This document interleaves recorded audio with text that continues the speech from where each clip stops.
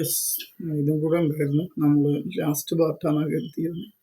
Okay. അപ്പോൾ 5-10 മിനിറ്റിൻ്റെ video ആയതുകൊണ്ടാണ് ഇത്ര ലെങ്ത് ഉള്ളത്. എല്ലാം കൂടെ കൂട്ടുമ്പോൾ ചിലപ്പോൾ 1 മണിക്കൂറിൻ്റെ വീഡിയോ പോലും ഉണ്ടാവില്ല. ഓക്കെ. അപ്പോൾ നമുക്ക് നോക്കാം difference between right issue and public issue. Public issue എന്ന് പറഞ്ഞാൽ എന്താ? പബ്ലിക്കിനെല്ലാം കൂടെ നാട്ടുകാർക്കും ഈവൻ ജനറൽ പബ്ലിക്കിന് ഇഷ്യൂ ചെയ്യുന്നതാണ്. റൈറ്റ് ഇഷ്യൂ എന്ന് പറഞ്ഞാൽ ആർക്കാ? എക്സിസ്റ്റിംഗ് ഷെയർ ഹോൾഡേഴ്സിന് ഇഷ്യൂ ചെയ്യുന്നതാണ്. അതുകൊണ്ട് തന്നെ എക്സിസ്റ്റിംഗ് ഷെയർ ഹോൾഡേഴ്സിന് കൊടുക്കുന്നതാണ് റൈറ്റ് ഇഷ്യൂ എന്ന് ഇവിടെ പ്രത്യേകം പറയുന്നുണ്ട്. രണ്ടാമത്തെ കാര്യം എന്താണ്? രണ്ടാമത്തേത് എന്തിനാണ്? Public issue public at large, നാട്ടുകാർക്ക് മുഴുവൻ കൊടുക്കുന്നതാണ്. ഫ്ലോട്ടേഷൻ കോസ്റ്റ് ലോ ആണ്. ഫ്ലോട്ടേഷൻ കോസ്റ്റ് എന്ന് പറഞ്ഞാൽ ഷെയർ ഇഷ്യൂ ചെയ്യാനുള്ള പ്രൈസിനെയാണ് ഫ്ലോട്ടേഷൻ കോസ്റ്റ് എന്ന് പറയുക. ഇതൊക്കെ എക്സിസ്റ്റിംഗ് ഷെയർ ഹോൾഡേഴ്സ് ആണെങ്കിൽ അതിന് പിന്നെ പരസ്യമൊക്കെ വലിയ തോതിൽ ആവശ്യമില്ല. ഇവിടെ ഫ്ലോട്ടേഷൻ കോസ്റ്റ് ഹൈ ആണ്. പിന്നെ ഇത് മാർക്കറ്റ് പ്രൈസ് എന്താണ്? മാർക്കറ്റ് പ്രൈസുമായി ബന്ധപ്പെട്ട കാര്യം പറയുന്നുണ്ട്. മാർക്കറ്റ് പ്രൈസ് എന്താണ്? Less than the existing price. Market price എന്താണ്? എക്സിസ്റ്റിംഗ് പ്രൈസിനേക്കാളും ദ പ്രൈസ് ഇഷ്യൂ പ്രൈസ് എന്താണ്? മാർക്കറ്റ് പ്രൈസിനേക്കാളും കുറവാണ്. ഇവിടെ the price is generally lower than expected market price. Public issue ആകുമ്പം എക്സ്പെക്റ്റ് ചെയ്ത മാർക്കറ്റ് പ്രൈസ് നമുക്ക് ചിലപ്പം അത്ര ഐഡിയ ഉണ്ടായിക്കൊള്ളണമെന്നില്ല. അപ്പം മാർക്കറ്റ് പ്രൈസിനേക്കാളും കുറവായിരിക്കും എന്ത് ചെയ്യുക ഇവിടെ ഉണ്ടാവുക. ജനറലി എക്സ്പെക്റ്റ് ചെയ്യുന്ന മാർക്കറ്റ് പ്രൈസ് എന്ന് പറയാൻ കാരണം പബ്ലിക് ഇഷ്യൂ നോർമലി എന്താ ചെയ്യുക? എക്സിസ്റ്റിംഗ് ഷെയർ ഹോൾഡേഴ്സിന് അല്ലല്ലോ കൊടുക്കുക. അതിനെ കമ്പനീൻ്റെ ആദ്യ സമയത്താണ് IPO ഉണ്ടാവുക. പിന്നെ പുതിയത് ഇഷ്യൂ ചെയ്യുന്ന സമയത്തൊക്കെ എക്സിസ്റ്റിംഗ് ഷെയർ ഹോൾഡേഴ്സിന് കൊടുത്തിട്ടല്ലേ ചെയ്യാൻ പറ്റുള്ളൂ. അതാണ് സംഭവം എക്സ്പെക്റ്റഡ് എന്നൊക്കെ പറയുന്നത് കേട്ടോ. ഓക്കെ. ഇനി difference between bonus share and right share. Right ഷെയറും ബോണസ് ഷെയറും തമ്മിലുള്ള ഡിഫറൻസ് എന്താ? Bonus share issued to existing share holders free of കോസ്റ്റിനാണ് കൊടുക്കുന്നത്. എന്നാൽ റൈറ്റ് ഇഷ്യൂ എക്സിസ്റ്റിംഗ് ഷെയർ ഹോൾഡേഴ്സിനാണ്, പക്ഷേ അഗെയിൻസ്റ്റ് പേയ്മെൻറ്റിന് അഗെയിൻസ്റ്റ് ആയിട്ടാണ് എന്ത് ചെയ്യുന്നത്? കൊടുക്കുന്നത് എന്ന് മനസ്സിലാക്കുക. ഓക്കെ. ഇതിന് പേയ്മെൻറ്റ് കൊടുക്കണം എന്നുള്ളതാണ്. ഇത് ഫ്രീ ഓഫ് കോസ്റ്റ് ആണ്. Bonus share always fully paid. ഇത് ഫുള്ളി പെയ്ഡ് ആയിരിക്കും. റൈറ്റ് ഇഷ്യൂ ഫുള്ളി പെയ്ഡ് ആവാം, പാർട്ലി പെയ്ഡ് ആവാം. കാരണം ഇത് പേയ്മെൻറ്റ് കൊടുത്ത് സാധാ ഷെയർ വാങ്ങുന്ന പോലെയല്ലേ. There is no requirement of minimum സബ്സ്ക്രിപ്ഷൻ്റെ റിക്വയർമെൻറ്റ് ഇവിടെ ഇല്ല. മിനിമം എത്ര സബ്സ്ക്രൈബ് ചെയ്താലേ അലോട്ട്മെൻറ്റ് ഡേറ്റ് പോകാൻ പറ്റുള്ളൂ എന്നൊക്കെ പഠിച്ചില്ലേ ഫസ്റ്റ് ചാപ്റ്ററിലെ. മിനിമം സബ്സ്ക്രിപ്ഷൻ എന്താണ് അറിയില്ലെങ്കിൽ പഠിച്ചു വെക്കണം. ഒരു ഷെയർ അലോട്ട്മെൻറ്റുമായി പ്രൊസീജിയർ ആയിട്ട് മുന്നോട്ട് പോകണമെങ്കിൽ മിനിമം ഇത്ര ഷെയർ ആളുകൾ പർച്ചേസ് ചെയ്തിരിക്കണം. അതിനാണ് മിനിമം സബ്സ്ക്രിപ്ഷൻ എന്ന് പറയുന്നത്. ബോണസ് ഷെയറിൽ അങ്ങനെ മിനിമം സബ്സ്ക്രിപ്ഷൻ്റെ റിക്വയർമെൻറ്റ് ഇല്ല. എന്നാൽ ഇവിടെ മിനിമം സബ്സ്ക്രിപ്ഷൻ നിർബന്ധമാണ്. ബോണസ് ഇഷ്യൂ എന്ത് ചെയ്യണം? AOA എന്ത് ചെയ്യണം? ഓതറൈസ് ചെയ്യണം. പക്ഷേ റൈറ്റ് ഇഷ്യൂ കമ്പനീസ് ആക്ടിൽ ഓൾറെഡി ഉണ്ട്. അതുകൊണ്ട് തന്നെ പിന്നെ ആർട്ടിക്കിൾ AOA അങ്ങനെ നിർബന്ധങ്ങളൊന്നുമില്ല. പിന്നെ bonus issue increase share capital but reduces accumulated profit without increase in cash കൂടൂല ബോണസ് ഇഷ്യൂവിൽ. അക്യുമുലേറ്റഡ് പ്രോഫിറ്റ് കുറയും ചെയ്യും. എന്നാൽ right issue increases the share capital with simultaneous increase in ക്യാഷും കിട്ടും. അക്യുമുലേറ്റഡ് പ്രോഫിറ്റിനെ സ്വാഭാവികമായിട്ടും എഫക്റ്റ് ചെയ്യൂല. ഓക്കെ. ഇത്രയും കാര്യങ്ങളൊക്കെ തന്നെ ഉള്ളൂ, കൂടുതലൊന്നും പറയാനില്ല. ഇനി നമുക്ക് വേണമെന്നുണ്ടെങ്കിൽ ഒരു എന്താണ് 4ാമത്തെ ക്വസ്റ്റ്യൻ ഒന്ന് ട്രൈ ചെയ്ത് നോക്കാം. ജസ്റ്റ് ഒന്ന് നേരത്തെ ചെയ്തതിൻ്റെ ഒരു ബദൽ. ആകെ 2 മിനിറ്റിൽ 3 മിനിറ്റിലായിട്ടുള്ളൂ. അതുകൊണ്ടാണ് ഇത് നോക്കി നോക്കൂ. നോമിനൽ വാല്യൂ എത്രയാണ്? 10 രൂപയാണ്. ഫേസ് വാല്യൂ 10 രൂപയാണ്. ഓക്കെ. അതുപോലെ തന്നെ മാർക്കറ്റ് പ്രൈസ് 40 രൂപയാണ്. കമ്പനി റൈറ്റ് ഇഷ്യൂ നടത്തുന്നുണ്ട്. അത് എത്ര രൂപക്കാണ്?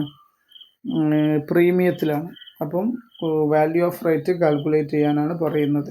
ഇതാണ് സിമ്പിളായിട്ടുള്ളൊരു ക്വസ്റ്റ്യനാണ്. ഒന്ന് ട്രൈ ചെയ്ത് നോക്കാം അല്ലേ. കാര്യങ്ങളൊന്ന് നോക്കി നോക്കാം. കമ്പനീൻ്റെ ഫേസ് വാല്യൂ എന്ന് പറയുന്നത് എത്രയാണെന്ന് കൃത്യമായി തന്നിട്ടുണ്ട്. ഫേസ് വാല്യൂ എത്ര?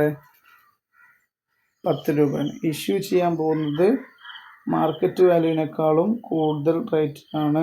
ഓക്കെ. ഇനി എന്താ പിന്നെ പറഞ്ഞത്? കമ്പനി 80 ഷെയർ എക്സിസ്റ്റിംഗ് 2 ഷെയറിന് ഒരു പുതിയ ഷെയർ ഇഷ്യൂ ചെയ്യുക എന്നുള്ളതാണ്.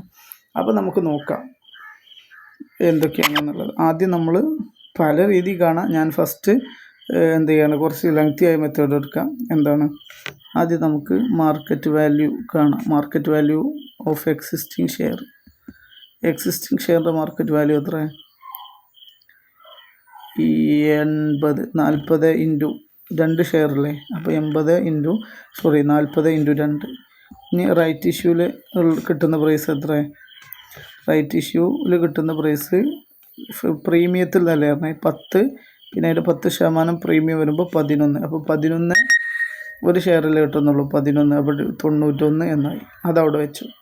ഇനി നമുക്കറിയുന്ന കാര്യം എന്താണ്, എത്രയാണ് നമുക്ക് പുതിയ ഷെയർ വരുന്നത് എന്നുള്ളത്. അത് എത്രയാണ്, 2+1 അത് 3 വരും. അപ്പോൾ നമുക്ക് തിയററ്റിക്കൽ എക്സ് റേറ്റ് പ്രൈസ് കാണാൻ പറ്റും. അത് എത്ര, 91 ഹരിക്കണം 3. 91 ഹരിക്കണം 3 എന്ന് പറയുമ്പോൾ 30.33 കിട്ടും. മാർക്കറ്റ് പ്രൈസ് എത്ര, 40. Market price 40. അപ്പോൾ 40 മൈനസ് 30.33 ചെയ്യുമ്പോൾ കിട്ടുന്ന എത്ര, 9.67 കിട്ടും. ഇതാണ് ഫസ്റ്റ് മെത്തേഡ്. ഓക്കെ. ഇനി രണ്ടാമത്തെ മെത്തേഡ് എന്താ, ഇതൊക്കെ സിമ്പിളാണ്. രണ്ടാമത്തെ മെത്തേഡ് എന്താ, ഇതൊക്കെ 6 മാർക്കിന് കിട്ടിയ കഴിച്ചിലായില്ലേ.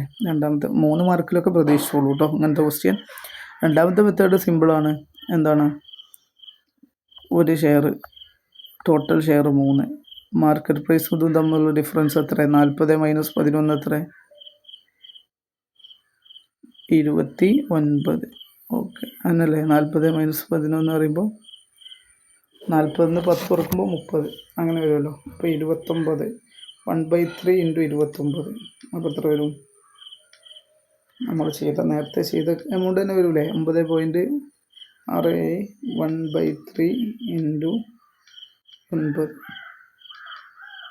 9, 9 അല്ലേ 29, 1/3 × 29. അപ്പം 9.67 കൗണ്ട് ചെയ്യുമ്പോൾ ഇത് സിമ്പിളാണ് കേട്ടോ.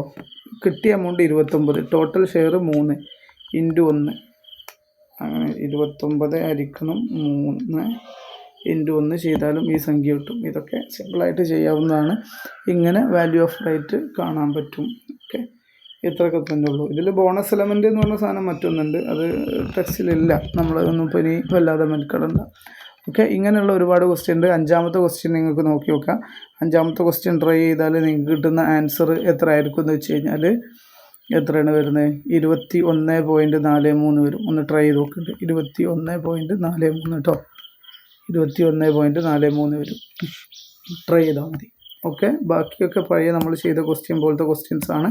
നിങ്ങൾക്ക് വേണമെങ്കിൽ ട്രൈ ചെയ്ത് നോക്കുക. അതൊക്കെ ടെക്സ്റ്റിലുള്ള ക്വസ്റ്റ്യൻ തന്നെയാണ്. തൽക്കാലം ഈ ചാപ്റ്റർ ഇവിടെ അവസാനിപ്പിക്കുകയാണ്.